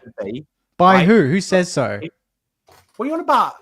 By who? But who? Like finals. By us. You're meant to get better. You're meant to get better. So the standard has to be here. We're not St Kilda like when we were losing and you said to me, "Oh, week's a long time in football, Pom. It can get better." That's not what Carlton about. We should be winning, trying to win the thing, not get better. We've done that. So for me, if I genuinely agree on form 50-50. But if we're going in there as a 50-50 team, piss water, blow the place up. Well, All right. And that's with respect, because I always show Saints respect. But let's be having it right. We should not be going into this game going, oh no, 50-50. Jake, let's be honest about something. This is that game that you bookmark at the start of the year as a Saints fan, isn't it? How many times I got to say Geelong is the one I bookmark, and then Carlton is a bonus. Yeah, so we've taken care of Geelong, and now that's the focus. But I don't look at obviously this one's different because it's Spud's game, so there's a bit of meaning behind it. It's a great cause, and it's our only home MCG game for the year. Last one was Collingwood last year, which was an awesome game as well. I mean, if we go 2 years in a row and beat the Cats and the Blues, it's a tick. But why would I look at? It's not Carlton's this grand thing, and I look at that's the first thing. It's probably Geelong, Collingwood's one I look at on the fixture, and then probably Carlton. So this is not that one where you just circle preseason and you think, we could lose all these other games, but you want to beat the Blues. It's Geelong. It's not Carlton. No, it's Geelong. Yeah, absolutely. I'm happy to say that. Yeah, there's that. I just feel like there's something out there that speaks differently. Oh no, he's got a clip. Oh my god! I know everyone loves putting Carlton at the G in front of 60-odd thousand of their fans. Surely this is the one everyone's bookmarked. And well, I said everyone, by the way. Sorry. I didn't specifically say for me.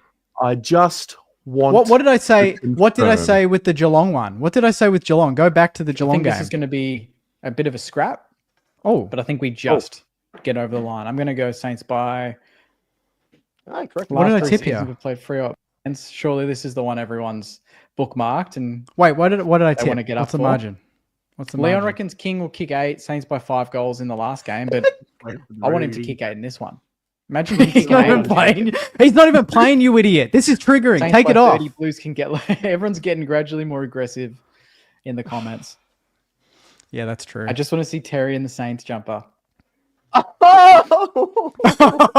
at me just take a look at that moment of silence after I say Terry to Saints jump. I think about my future at that point.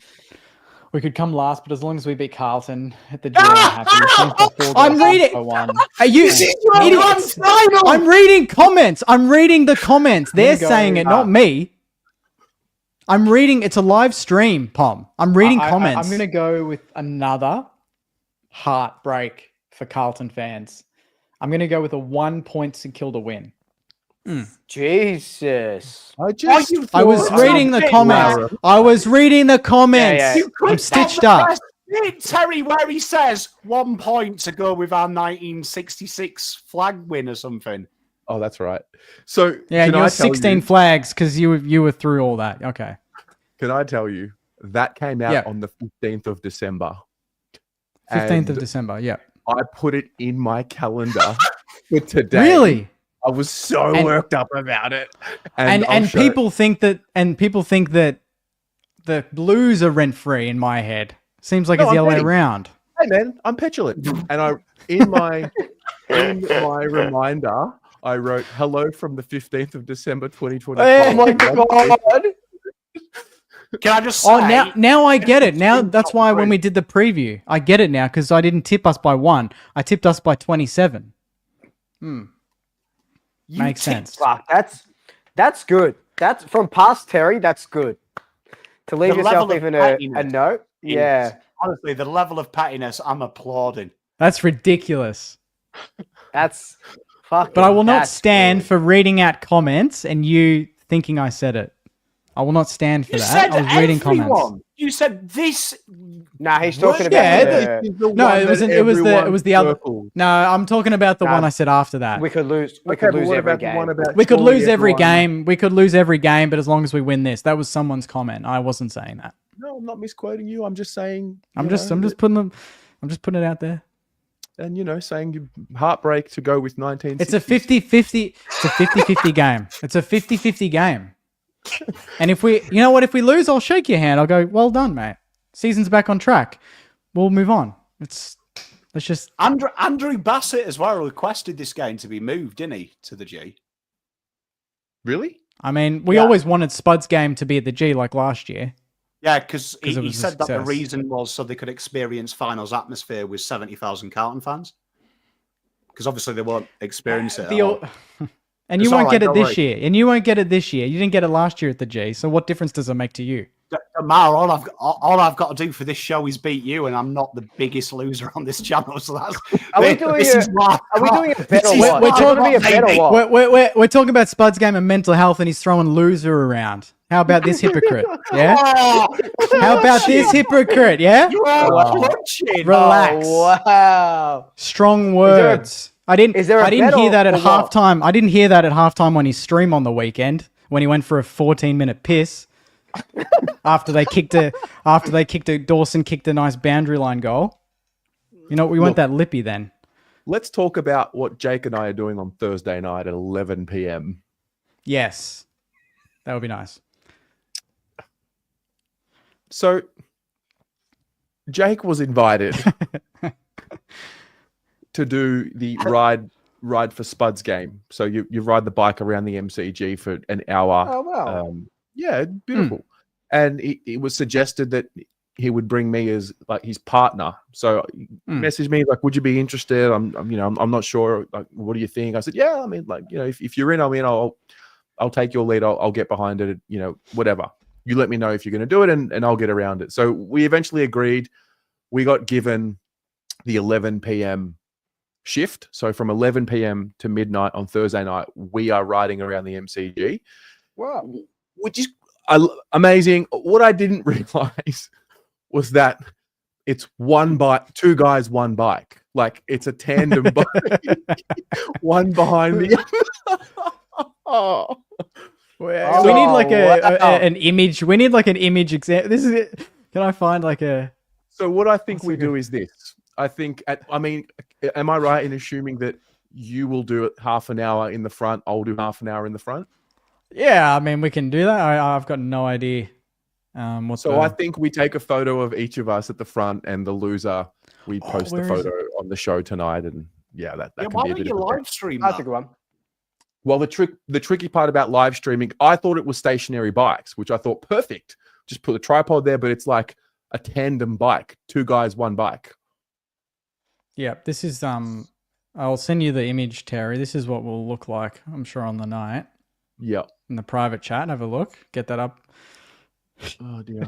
Oh. Put it up This for the is audience. what we're doing. This is essentially this will be us. This will be us. All for a good cause. Oh, dear. Oh, it's going to be good fun, but it is for a great cause. So That's I'm awesome. very That's a really good excited cause. to be Well done, down. guys. Yeah, there'll be a bunch of others doing it as well throughout 2 p.m. on the Thursday to 2 p.m. the Friday of the game. So, yeah, it should be amazing. Yeah. So 11 p.m. Like it's I know. It's 9 o'clock now. I'm ready for bed. We're going to be on a bike for an hour in 2 hours time in a couple of days. Yeah, that's going to be crazy. Then a coffee date at midnight, all to play for, eh? Scrambled eggs, yeah. Maybe a 10 p.m. warm-up feed to get the carbs, get the 1 energy hour going. on a bike. Can you imagine 1 hour on a bike? I can't remember the last time I was on a bike. I can't remember. I would have been younger than 12. So it's Really? yeah. I'm not a cyclist, mate. Do I look like a cyclist? Yeah. No offense to all the cyclists watching, but you guys gonna get the Lycra out as well, or see that's a step too far. Swoop. Have we got like is there a thing that the boys and girls of this chat can go to donate or anything like that? Yeah. I've put actually if you can get a link up. I've put a link. I will have a link in our the video that we did today. That's going up on Thursday morning of the day of the event, and then my preview tomorrow as well has got a link with a QR code as well, so you can scan and donate if you watch the preview. So there it is. I'll put it on my channel in the chat. I'll put it in the private chat if you guys want to copy it and paste it Yeah, in it's already your up chat. for Well done, lads. Saints TV. There we go. So yeah, I mean, my take on all of these causes, I don't think this is controversial at all. I like to get behind these causes by doing the doing, less than talking the talking. So for me, I believe what we do on this show already talks and speaks to men speaking up and getting vulnerable. And I kind of try and do it in the actions, like Carlton Respects, for example. I don't just tell the world, like, be nice to women. I actually support women and do it behind the scenes. I'm a little, so yep, it is obviously important, men to speak up, but I'd like to think that we do it in this show. We do it by the doing, not just the posturing and the talking, because I think far too many people and organizations do the talking and not the doing. So yeah. Yeah, well done, absolutely. boys. Honestly, well done, boys. Well done. Pom, we Can we should do like a canoe, like a tandem canoe or something down the Yarra. Me and you get some wine, get some. We could cheese, do. I was going to say That'd be nice. we could do. The new AFL game comes out, doesn't it? Yes. I can't wait for that. Me and you could do an hour stream to donate to the thing and just completely slag the game off for an hour.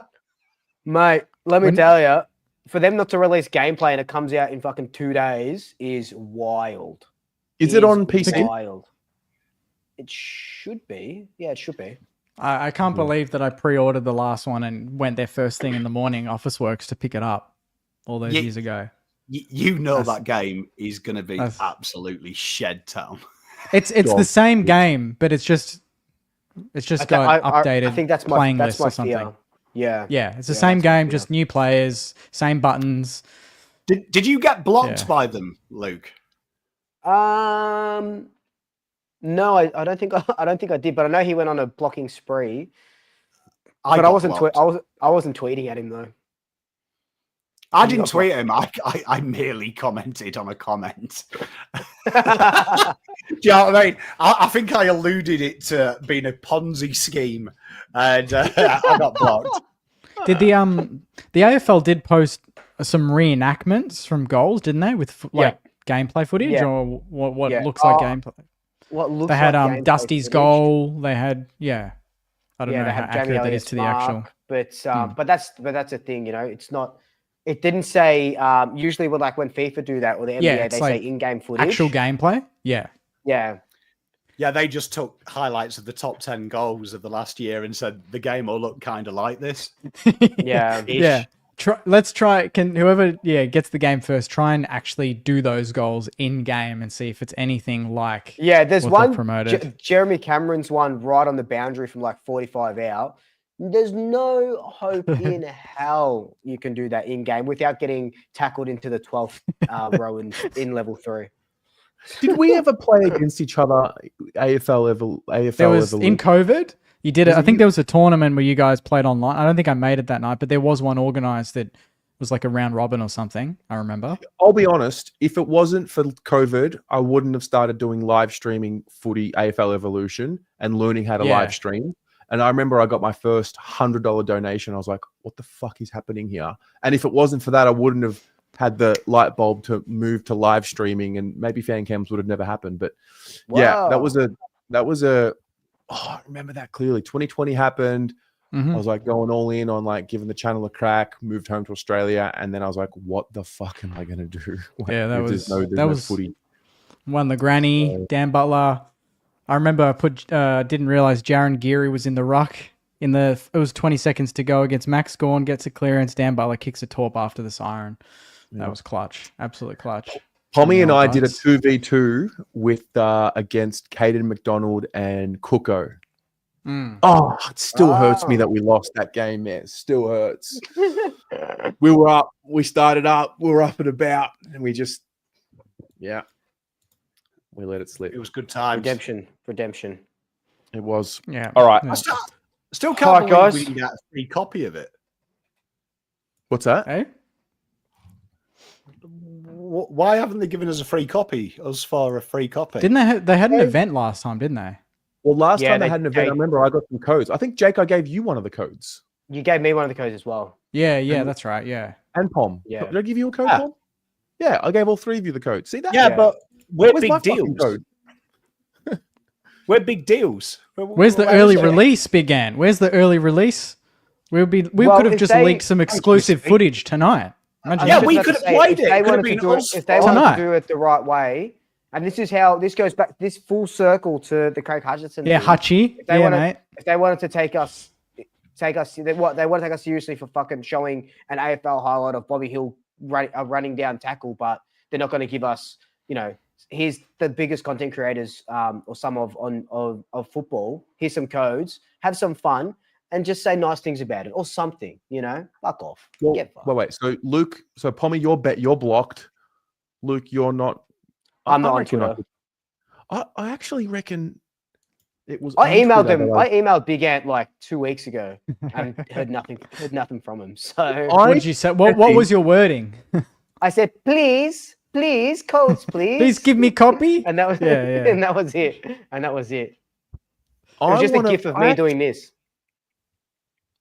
I'm telling you, man. I reckon I got the codes given to me on Twitter. Yeah, I did. I've got them here. It From- was May 3, 2023, and I've got 2 codes, which would have been. Oh my used god, before that's yeah.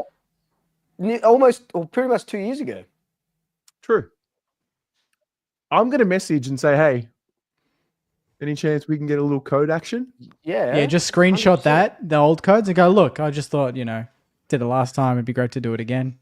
Okay. It's disappointing. I mean, to be fair, Swoop did do like 6 videos saying that this game is worse than getting gastro.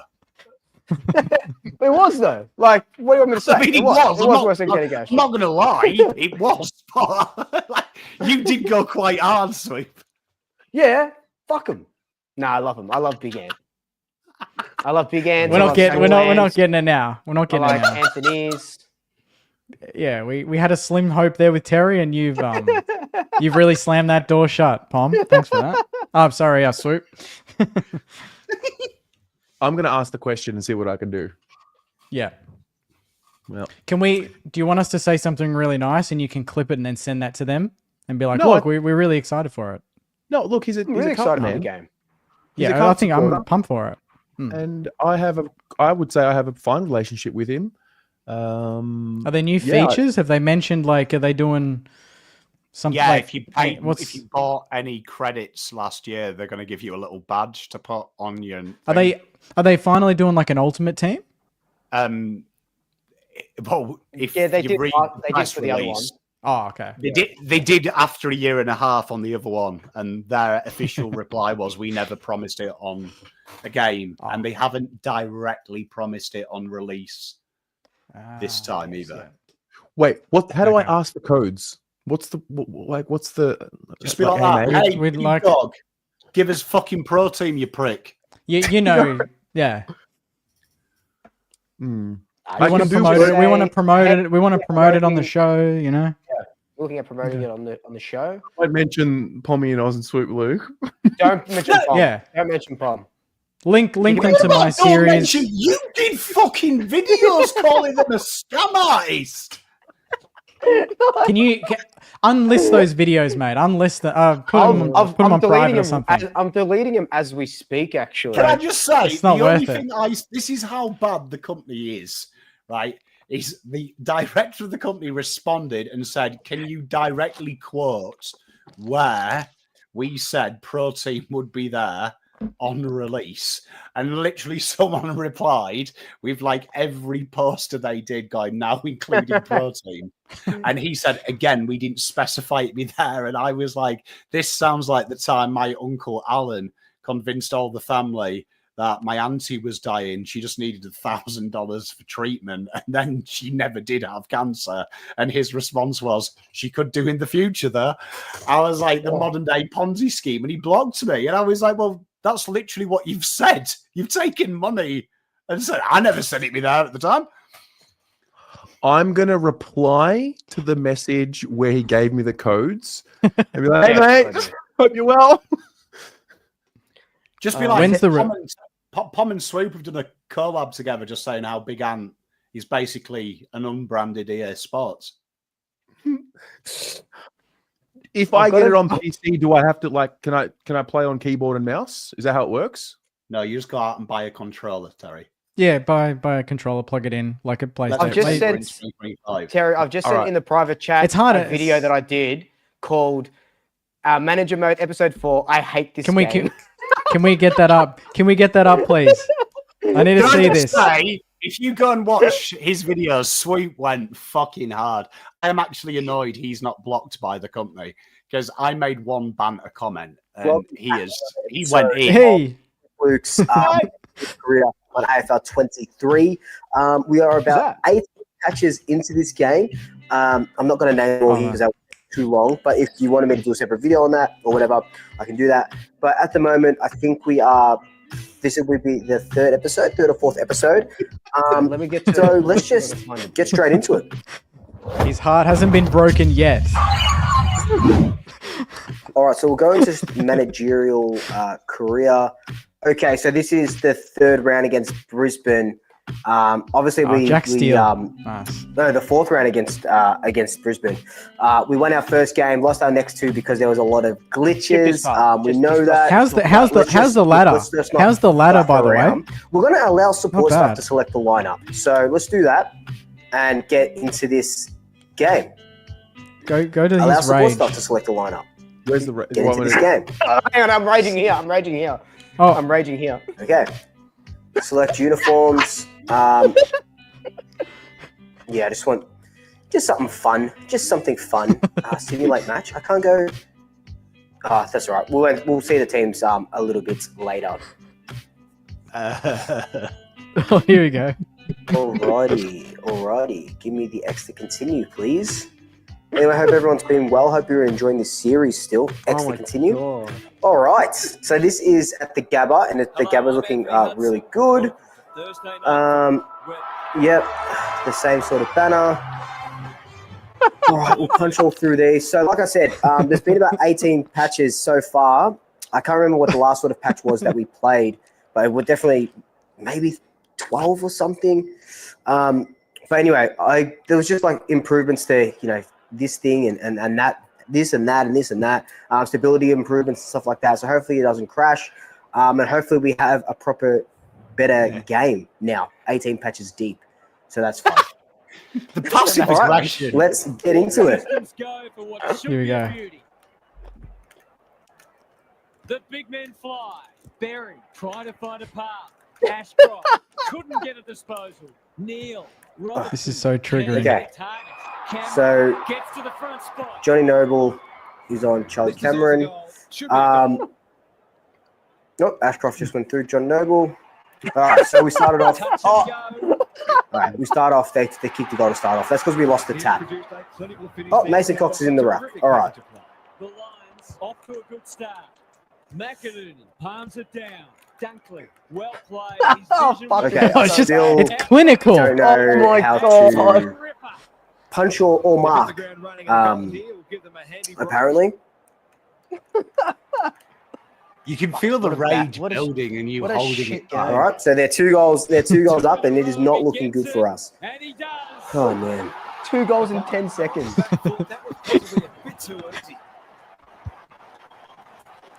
What was the final score in the Mason Cox end? against. We should be winning this tap out, right? Does the game crash? How are they just? not in. They're just getting free. They're just continuously getting free. Throws it on the boot. Zorko fumbles it. Like especially out of that centre, my players just aren't going with them. You think there'd be a mechanic that kind of says, "All right, look, let your play. You're gonna let me get the ball. What the friggin' hell was that?" They should look. Why is he running that way for? What is going on?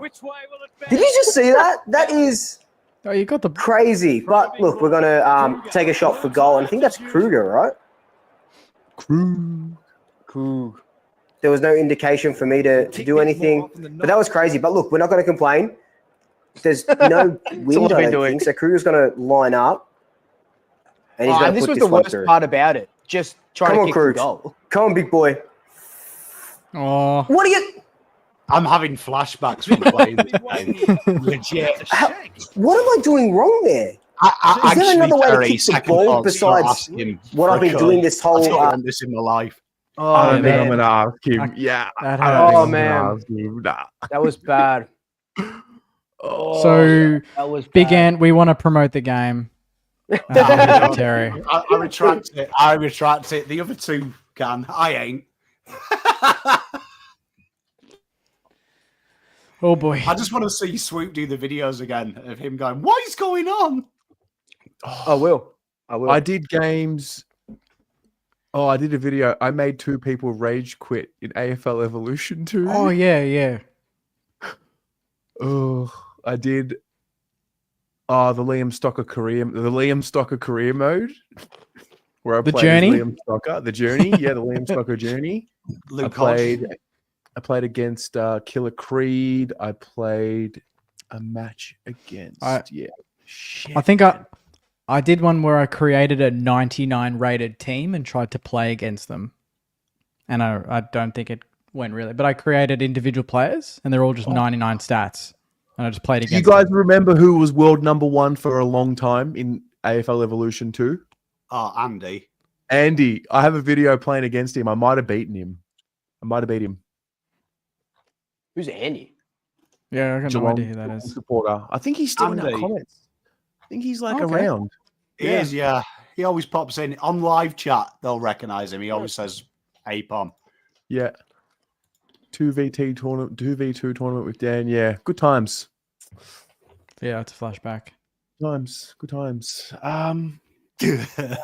Fun. That was fun. So I'm not sending the message. Nah, send That's- it anyway. What That's can on I you. say?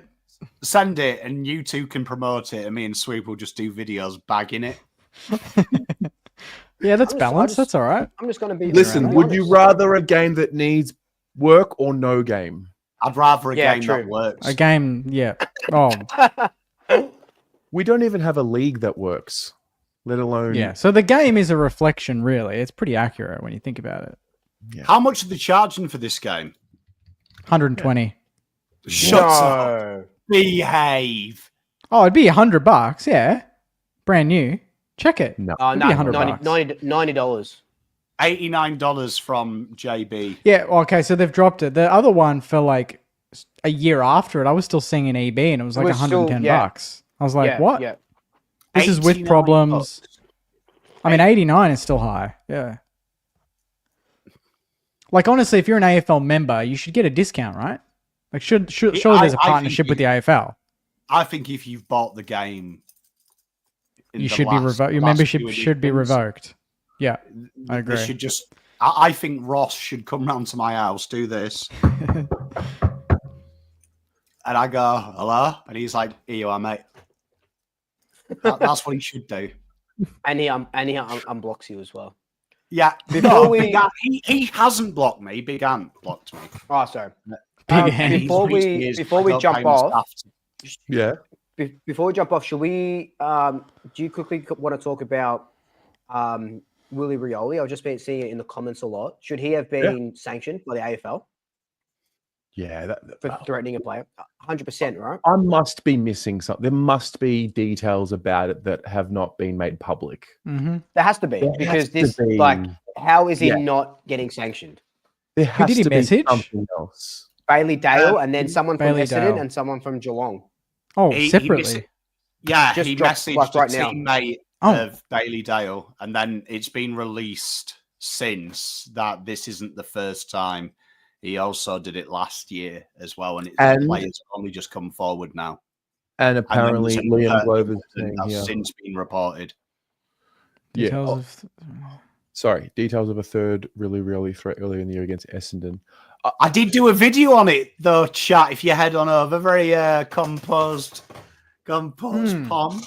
yeah, there's definitely more to that than But to not get a So the AFL's official stance was because it had been dealt with by both parties and Bailey Dale accepted the apology. No further action would be taken, and both clubs have been basically been given a writ to be nice.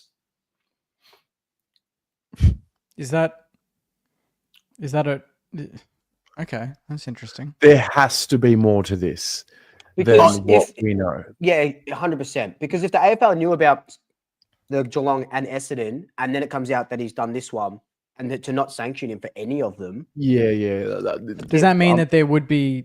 Are we saying that maybe there is that other side that's as responsible, and that's why they're like, oh, just say some sort of set of facts that justify why he wasn't sanctioned. Otherwise, it's just not making sense based off the information we have available to us. Like it seems like he's done it 3 times, and the AFL has done nothing. To be fair, about they it. didn't know he'd done it 3 times when they originally sanctioned him. Okay. That's true. Oh, right. Okay. So the statement this morning was based on the Bailey Dale one. After that, it came out today. The third one came out in the last hour.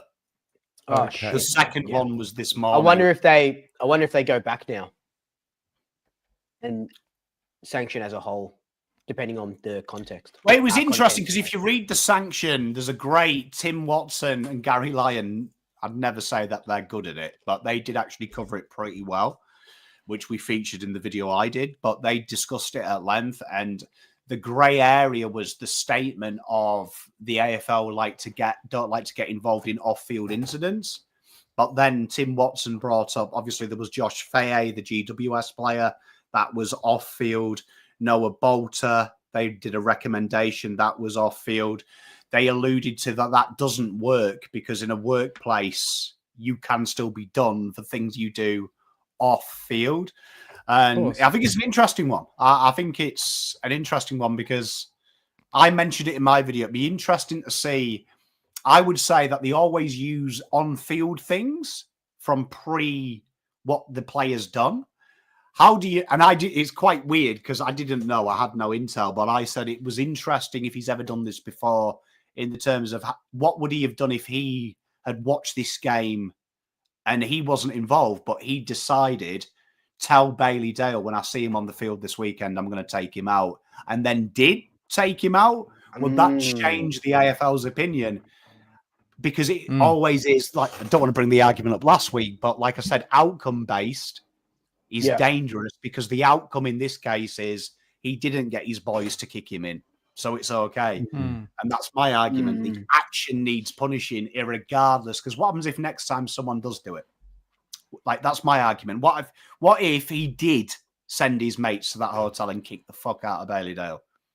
Yeah. So is he going to play this weekend? Well, unless he takes a week off for personal in the showdown. leave. The illusion is he's going to take. He'll be omitted. Leave. Okay. Yeah. So yeah. But there were Port Adelaide's statement about it, all they got was, I think it was their football manager said it's entirely up to Willie. So it's we're going to ask the player, is he in a fit state of mind? There's going to be no internal sanctions. Yeah. Yeah, it'll be interesting what Adelaide do if he does play. Just given it's a showdown and the animosity between the two clubs anyway. Be interesting. No tribunals, no reports at all to report? Was there anything this week? No. Don't think so. At least I'm glad, quick note, I'm glad that what we talked about last week with the Flying Viking, his 4 weeks is 4 weeks and not 6 with the buys. Laura Kane adjusted that. So it kicked off this weekend. So he's back for round 12 and not beyond, which is great. That was the right common thing to sense. do. Common sense prevailed, which is great. Yeah, that was the right thing to do. Yeah. Yeah. Oh, talks of. Oh, no, we're gonna go just quickly. The 23 teams in the VFL next year, apparently, with Tassie and St Kilda. So really, even more buys. Yeah. Ugh. Nice. All right, let's go. All right, go to the tour. Ladies and gents, thanks for being here. Much love. See you next Tuesday when either the Blues or the Saints win. Big 50-50 game. It's a huge 50-50 game. Huge. Cooper Sharman legacy game. Legacy cannot game. Wait to watch it. Look at his eyes. I hope Ashton Moyer plays. Is that actually a chance? Is it a chance or more chance of me being fucking named? Honestly, kid. all right. We're gonna wrap this one up. All right. See you.